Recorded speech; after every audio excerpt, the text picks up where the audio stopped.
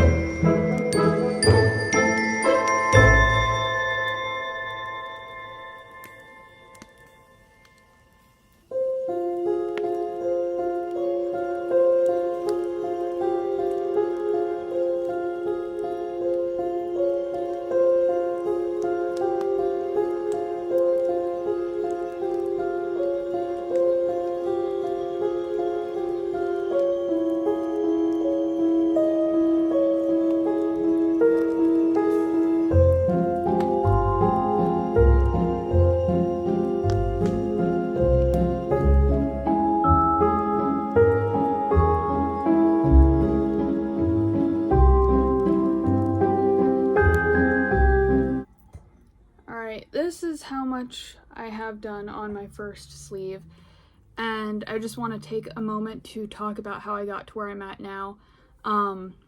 First off, my cast on stitch count is the stitch count that it gave me for the ribbing before binding off. So that is the amount that I cast on, and then I knit the ribbing. I did an increase right here before going into the color work, because in the pattern, after you knit the color work, you do a decrease before the ribbing. And instead of knitting decreases in the sleeves, I knit increases, again, since I'm knitting bottom up and essentially following the pattern backwards. So in the pattern, the first step that you do is knit the collar. That's going to be my last step. In the pattern, the last step that you do is bind off the sleeves. My first step is casting on the sleeves.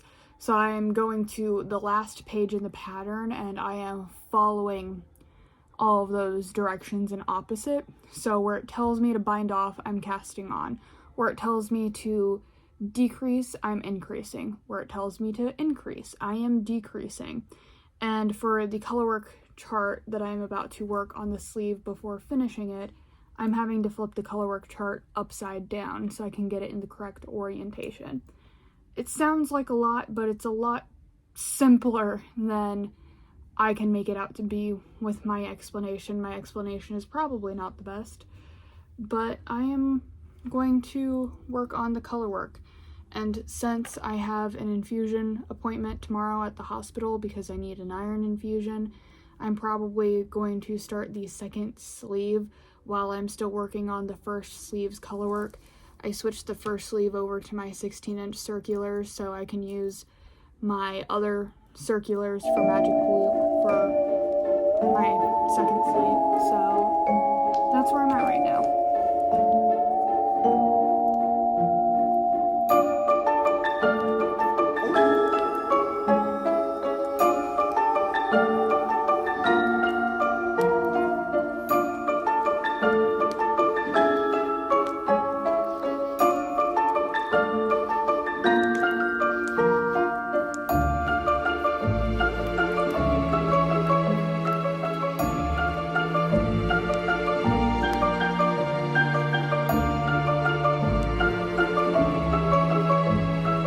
So it is Monday, September 23rd, and I am currently working on my sweater for the first time in about a week.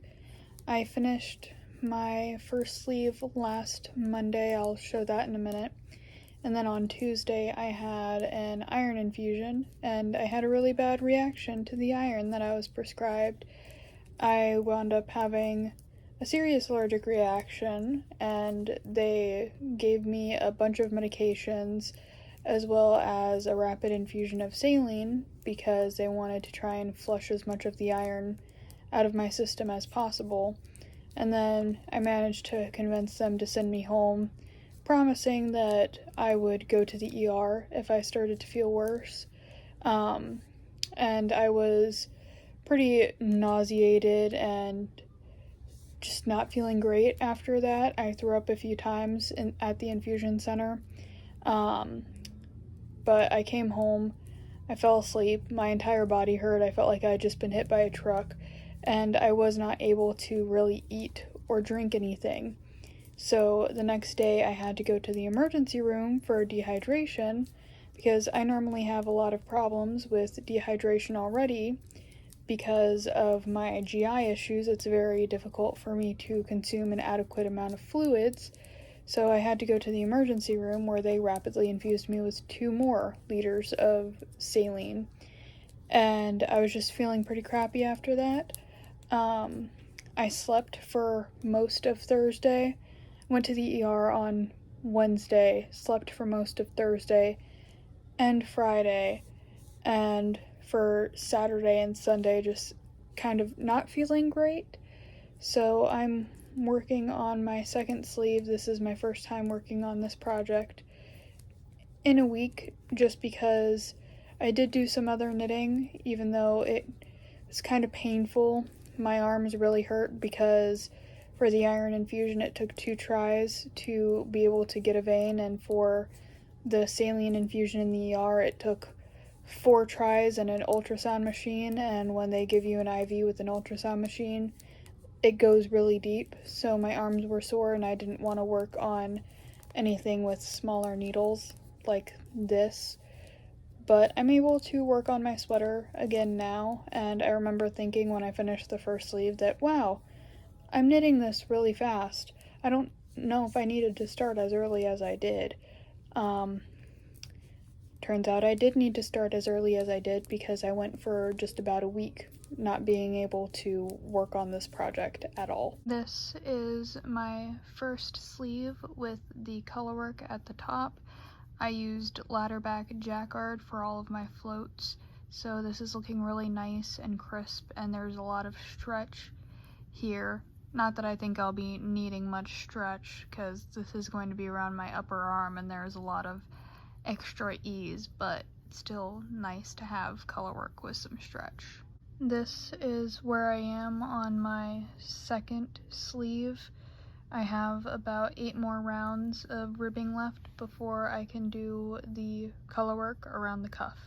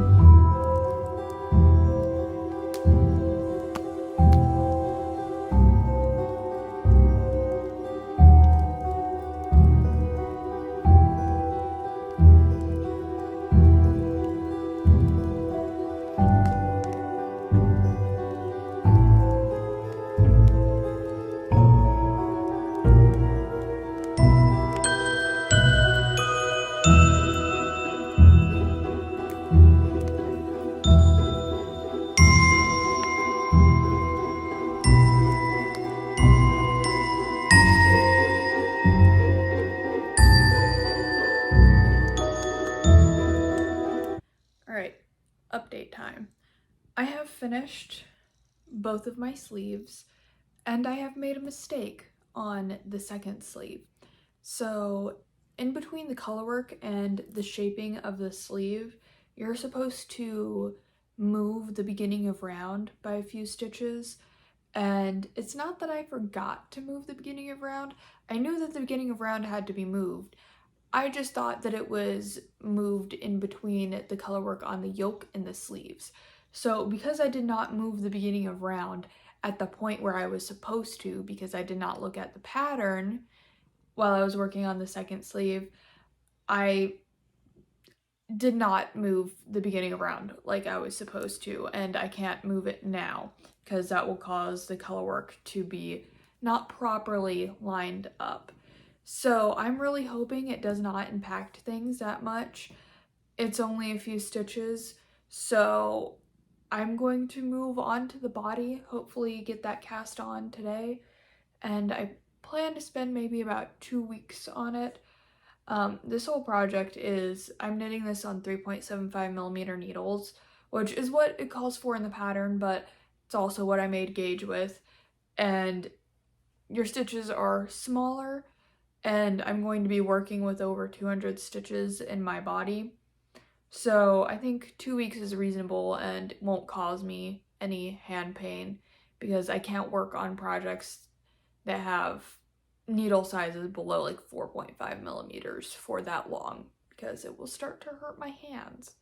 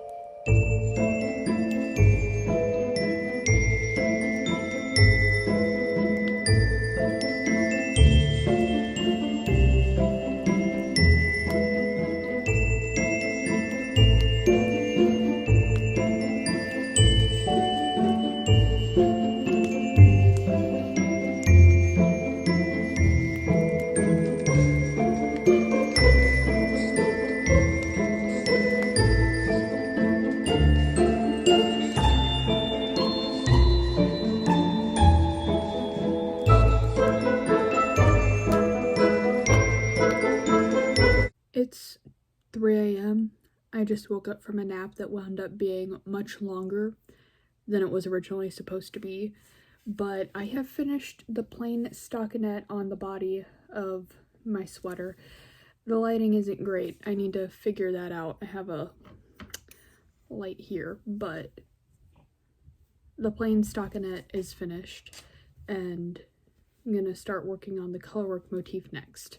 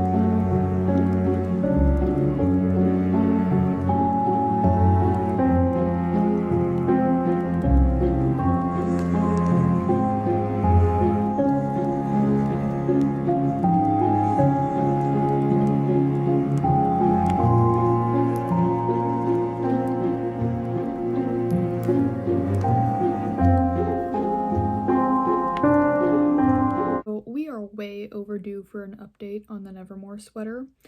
I just had a lot going on. I also watched the entirety of the Lord of the Rings trilogy and locked in a bit, so I have a lot of progress.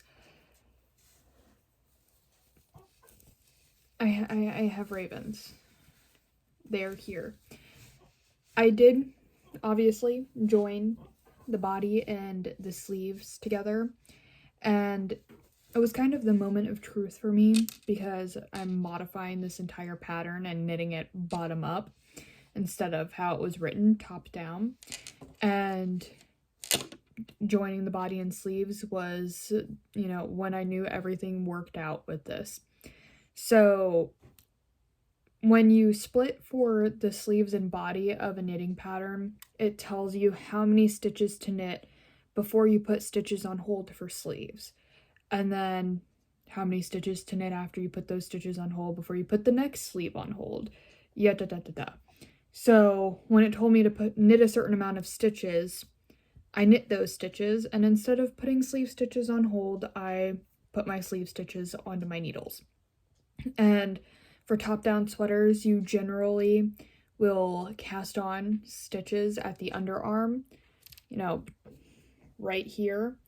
And when knitting a sweater bottom up, instead of casting on stitches, you actually put stitches on hold. So it told me to cast on a certain amount of stitches. I'm just going to say 10 stitches, for example, though this was not 10. 10 stitches, for example, told me to cast on that amount of stitches. So I put 10 stitches on hold at the body and 10 stitches on hold at the sleeve. And I will Kitchener stitch those together once I'm done with my entire sweater. I'm excited to get this finished. I'm more excited to block this, I think, because when you are knitting the beaks of the ravens, you're working with 3 colors at a time. And there's, I think, one round in the leaf motif where you are doing the same thing, but this is a lot of three-stranded color work. I listened to Soul Music by Terry Pratchett, one of my favorite Discworld books, while knitting on the bodies of the raven, and I'm pretty sure the beaks took me about an hour and a half, like that select portion of the color work. But my tension is a little hinky because doing 3 strands of yarn at the same time, having to manage that. I still used ladder back jacquard, and you can't see it that well, but at a point where I would knit a jacquard stitch, instead of knitting it with like the 1 strand that I would normally be knitting with, I would knit it with 2. So there's, say, a ladder back stitch like right here that I would normally just knit with this gray right here. I actually knit it with both of my grays to catch the floats for both colors. Pretty sure I have a jacquard stitch right here that I did that with the raven body color in the light gray.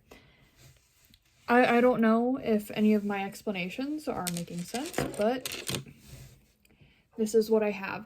I'm a little bit worried about the yoke to body proportion because of how large this colorwork repeat is. There aren't a lot of options for, there are a lot of options for sizing. There's just a lot of space in between different sizes. I'm pretty sure there's 6 or 7 inches between the size I'm knitting and the next size up. So there's also only so much you can do to get, because you need the color work to line up, and once you get to the lower body, there's only so much you can do. So I'm a little afraid that the lower body is a little bit narrow. We'll have to see when it blocks out. I also had a weird gauge problem where my colorwork gauge is normally not different from my stockinette gauge. Sometimes it's looser, but on this band of colorwork and this band of colorwork only, it is tighter. So it cinches in a little bit at that specific point. Don't know what's going on there, but comparing the yoke circumference to the body circumference, when I've tried it on, the lower body has been rather close fitting and the yoke has been gaping a little bit. I'm hoping that once I get to the top of the yoke and I knit the collar and everything and bring it all together, it won't be a problem, but we'll have to see. This is my dream sweater, so I'm really hoping it turns out good. I'm going to stop yapping now and get back to knitting.